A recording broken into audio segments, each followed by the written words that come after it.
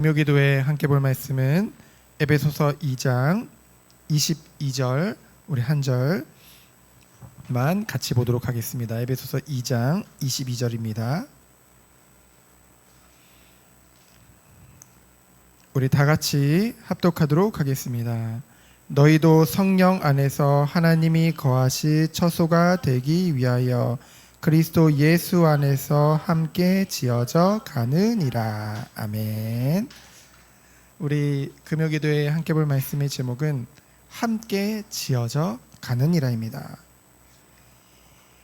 이 에베소서는 두 가지를 기억하면 됩니다. 바로 그리스도 안에서 그리고 함께입니다. 함께 하나님이 성령 안에서 그리스도 안에서 한 세 사람으로 새로운 공동체를 하나님이 우리에게 허락하신 것이죠. 그럼 첫 번째로 그리스도 안에서 우리는 은혜로 구원을 받은 줄 믿습니다. 우리는 누구나 다 본질상 진노의 자녀였어요. 육체의 욕심을 따라 육체와 마음이 원하는 대로 살았다고 했죠. 사람들은 그렇게 생각할 수도 있어요. 야, 육체와 마음이 원하는 대로 사는 게 좋은 삶 아니냐, 내 마음대로 사는 삶이 자유로운 삶 아니냐. 그런데 그게 좋은 게 아니에요. 오히려 그것은 마음이 원하는 대로 사는 게, 육체의 욕심을 따라 사는 게 자유로운 것 같지만 결코 자유로운 것이 아닙니다. 오히려 자유가 없는 거죠. 묶이는 거죠. 왜요? 내 육체의 욕심을 이루지 못하면은 안달이 나거든요. 내 마음이 원하는 대로 못하면 낙심하거든요. 좌절하거든요. 오히려 그것이요, 묶이고 자유가 없는 것이죠. 오히려 그리스도 안에서는요, 우리에게 참 자유가 옵니다. 왜냐하면은 있어도 없어도 감사한 거예요. 그렇죠? 정말로 고백합니다. 우리가 어떤 형편에 있든지 자족함을 고백했던 것과 같은 그 바울의 고백과 같이 우리 또한 그리스도 안에서 그런 고백을 할 수밖에 없다는 것이죠. 그러나 우리는 본질상 진노의 자녀였어요. 하나님의 진노가 죄로 인해서, 그러면서 공중의 권세 잡은 자를 따랐던, 그 세상 풍속을 따랐던 우리였습니다. 그런데 그러한 우리를 하나님이 그 큰 사랑으로 인하여서 우리를 구원하여 주신 줄 믿습니다. 어떤 사람은 그래요.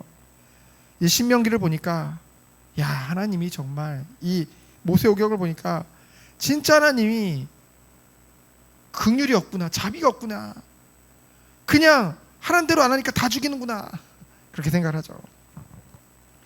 아니요, 하나님은 은혜와 자비가 풍성하신 하나님인 줄 믿습니다. 하나님의 긍휼과 은혜가 없다면요, 우린 모두 다 죄인이잖아요. 그래서 하나님의 공의에 의해서요, 심판을 받는 거죠. 그 죄의 대가로 마땅히 그 심판을 받고 죄의 대가로 죽음과 완전히 저주를 받을 수밖에 없는 것이 우리란 말이죠. 근데 하나님이 우리를 불쌍히 여기셔서, 우리를 택하셔서 그 큰 사랑으로 인하여서 우리를 구원하여 주신 줄 믿습니다. 그리스도와 함께 살리셨다고 했죠. 예수님이 십자가에서 우리를 위해 대신 피 흘리심으로 우리의 죄를 속죄함을 입은 거예요. 속량하셨다고 했죠. 우리의 죄를. 그리고 함께 일으키사, 우리는 죽으면 이제 천국에 가게 되어지죠. 그런데 중간에 속하게 되는 것입니다. 그건 장소의 개념이 아니에요. 그랬다가 주님 재림 오시는 그날 우리 또한 완전한 부활의 몸을 입고 어떻게 된 거예요? 함께 하늘에 앉히시니 영원한 천국에서 영생의 삶을 살아가는 줄 믿습니다. 그래서 함께 하늘에 앉히셨다고 해서 완료형을 썼죠. 아직 이루어지지 않았는데 이미 이루어진 것 같이 얘기했죠. 그러나 사실은 이미 이루어진 것입니다. 누구 안에서요? 그리스도 안에서. 하나님의 영혼의 시간표 가운데서는 이미 이루어진 것이죠. 그러나 우리의 시간 안에서는 아직 이루어지지 않았습니다. 그러나 하나님의 그 그리스도의 구원은 완전하고 영원하기 때문에 우리는 이미 이러한 은혜를 그리스도 안에서 다 받은 줄 믿습니다. 그래서 은혜로 구원을 받은 거예요. 하나님의 선물이죠. 믿음을 선물로 주셨어요. 행위가 아니죠. 누구도 자기 의를 자랑할 수가 없는 것입니다. 그래서 이 교회라는 공동체 안에서는요, 우리가 부끄러워할 필요가 없다는 것이죠. 왜요? 누구나 다 죄인이에요. 의인이라 칭함을 받았지만 다 죄인이에요. 하나님 앞에서는요, 잘나고 못나고 없습니다. 하나님 앞에서는요, 나는 좀 더 깨끗하고 쟤는 좀 덜 깨끗하고 그런 거 없다니까요. 전부 죄인이에요. 100% 죄인입니다. 의인은 없나니 하나도 없다고 했거든요. 그러니 우리는 하나님의 은혜를 생각할 때 우린 겸손하죠. 그리고 또한 감사하죠. 그러면서 이 은혜 안에서 뭐예요? 정말 이 은혜를 깨달으면은 서로 기도하는, 중보 기도하는 그 은혜가 임하는 것입니다. 그리고 두 번째로요, 구원의 목적, 결국 우리를 창조하실 때 그 목적이 그리스도 안에서 회복된 것이죠. 하나님이 우리를 창조하실 때 심히 좋았다고 했어요. 하나님의 영광을 위해 우리를 창조하셨거든요. 하나님은 우리를 통해 선한 일을 이루신다고 하셨습니다. 하나님은 선하신 분이죠. 영원부터 영원까지 선하신 분이십니다. 그 뜻을 따라 그 뜻 또한 선하겠죠. 그래서요, 우리에게 벌어지는 모든 일들은요, 하나님의 선하신 뜻 가운데 있는 것입니다. 그래서 우리는 그것 때문에 낙심하고, 그렇죠, 우리는 그것 때문에 낙심하고 낭망해요. 왜냐하면 육신을 가지고 살고 있기 때문에. 그러나 그것을 부끄러워할 필요는 없습니다. 모든 것이 하나님의 은혜 안에 있는 것이고 하나님의 섭리하심 속에 우리를 다루시는 그 은혜 가운데 있는 것이기 때문에.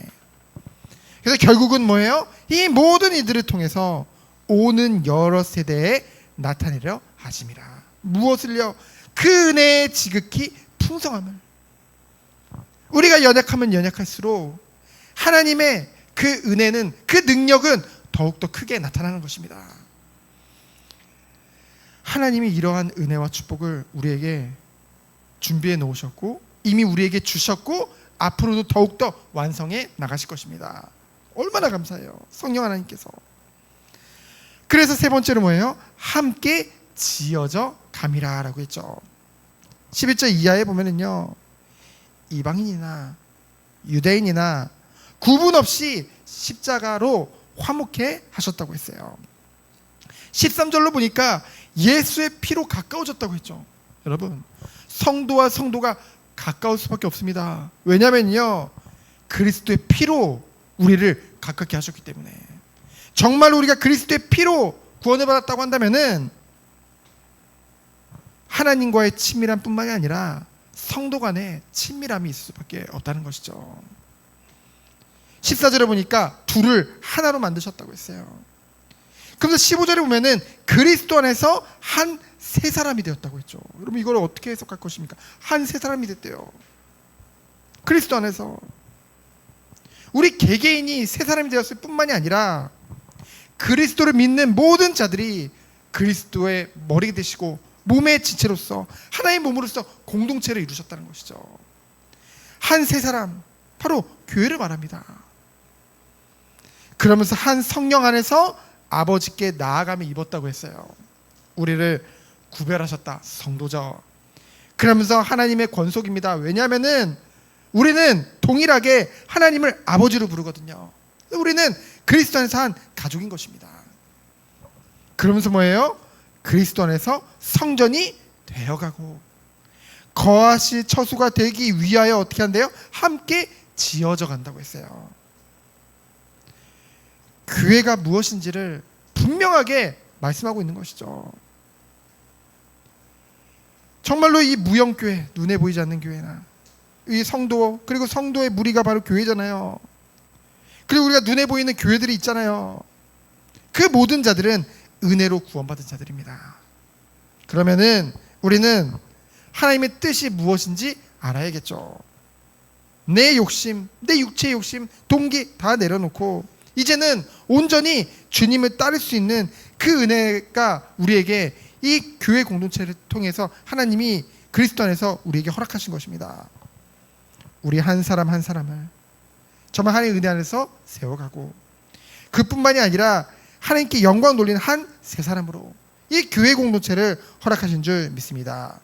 그래서 함께 지어져 간다는 그 의미를 우리가 이 밤에 묵상했으면 좋겠어요. 우리를 한 몸으로 공동체로 부르신 것이죠. 그래서 우리는 우리에게 살다 보면요, 문제나 어려움이 끊이지 않습니다. 때로는 기쁜 일도 있고요, 좀 좋다가도 갑자기 또 낙심될 일이 생기고요. 우리에겐 온갖 우여곡절이 다 있죠, 삶에. 근데 사람들은 그렇게 생각해요. 마치 욥의 친구들과 같이, 자, 저 욥이 저 고난 당하는 거 보니까 너 좀 생각해봐라. 하나님 앞에 좀 뭐 잘못한 거 있나? 너 혹시 좀 너도 모르게 그런 거 있지 않겠냐? 그러다 보니 그런 기준들이 이 교회 안에도 있다 보니까요, 사람들이 내가 고난을 받으면 내가 뭔가 믿음이 부족한가? 내가 뭔가 잘못했나? 그러다 보니까 숨기고 부끄러워한다는 것이죠. 그럴 필요가 없습니다. 왜냐하면요, 아까도 말씀드렸듯이 우리는 모두 다 하나님 앞에서는 죄인이에요. 다 완전할 수 없습니다. 그래서요, 분명한 거는 하나님의 선하신 뜻, 그것은요 영원 전부터 지금까지 동일하다는 것이죠. 앞으로도 동일할 것입니다. 하나님은 항상 선하세요. 우리에게 선하신 뜻을 가지고 계십니다. 그러면은 우리에게 있는 모든 일, 기쁜 일이나 슬픈 일이나 어려운 일이나 문제나 우리는 다 그 구분하죠. 우리를 기준으로. 그러나 하나님이 보실 때는 그 모든 것들을 통해서 하나님의 사랑과 은혜를 우리에게 체험케 하시려는 거예요.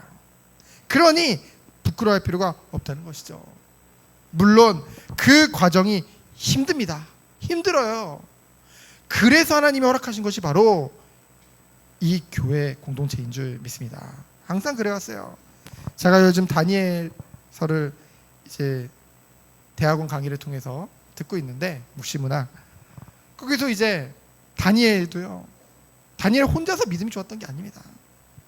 다니엘은 늘 함께 기도했어요. 동역자가 있었어요. 누구요? 세 친구들. 늘 함께 동역하면서 기도했거든요. 비록 어려운 환경일지라도, 비록 위기가 닥쳐왔을지라도 혼자 버티는 것이 아니라 늘 동역자를 하나님은 붙여주셨어요. 하나님이 그리스도가 머리 되시고 몸된 교회, 그 공동체 안에 우리를 부르셨다는 것이죠. 하나님이 허락하신 것입니다. 그래서 우리는 주님 오시는 그날까지요, 온갖 문제, 어려움 우리가 겪게 될 것입니다. 그러나 우리는 그렇잖아요. 전쟁터에 나가면요, 그 아군의 그 깃발을 보고 얼굴만 봐도 기쁘고 안심이 되고 위로가 됩니다. 그렇죠? 성도가요, 그런 존재들이에요. 우리가 서로 간에 교회 안에서도 저 사람은 저쪽 편, 이 사람은 이쪽 편 가르는 게 아니라, 내가 좀 이런 문제 있으니까 좀 부끄러운데 숨기고 그런 게 아니라요. 서로 한 곳을 바라보며 참소함을 품고 함께 지어져가는 그런 생명 공동체로 하나님이 부르셨다는 것이죠. 정말 이 사실을 우리는 믿기 때문에 얼마나 감사해요. 완전한 구원을 허락하시고, 이 구원을 우리와 성령 하나님이 항상 함께 하시며 적용하시고, 정말 그리스도의 몸된 교회를 우리에게 허락하셔서 이것을 하나님의 선한 일을 이루어 간다는 것이 얼마나 감사한지요. 혼자가 아니라는 것이. 정말 이 은혜에서 승리하는 우리 모든 성도님들이 되어지기를 예수 그리스도의 이름으로 축원드립니다. 기도합니다. 하나님 감사합니다. 그리스도 안에서 함께 지어져가는 우리 모든 생명 공동체, 우리 정원교회 되도록 주께서 축복하여 주옵소서. 살아계신 예수 그리스도의 이름으로 기도합니다. 아멘.